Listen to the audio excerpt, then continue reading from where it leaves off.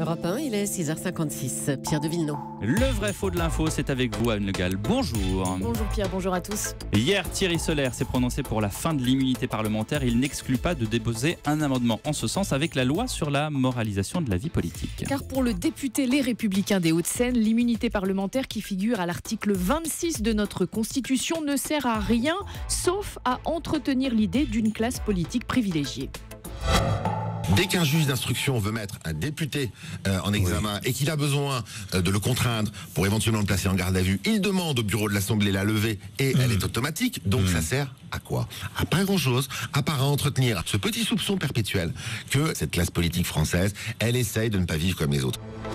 Voilà, donc pour Thierry Solère, la levée de l'immunité parlementaire par le bureau de l'Assemblée nationale est automatique. C'est vrai ou c'est faux, Anne Le Gall? C'est faux. L'Assemblée nationale nous a communiqué les chiffres et sur les 15 demandes de levée d'immunité parlementaire examinées depuis 1995, 7 ont été rejetées par le bureau, soit 1 sur 2.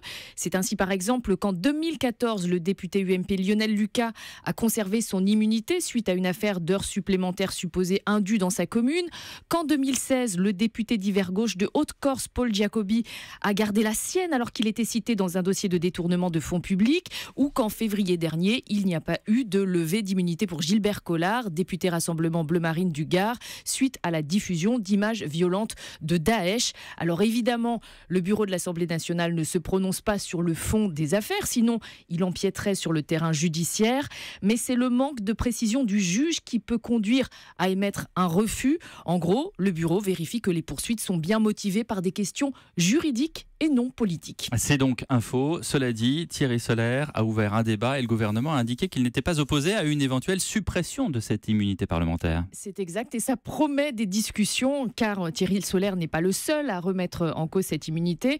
Alors que par exemple, le constitutionnaliste Didier Mauss ou l'ex-député René Dosière, grand défenseur de la transparence en politique, la défendent au nom de la protection de la liberté du parlementaire.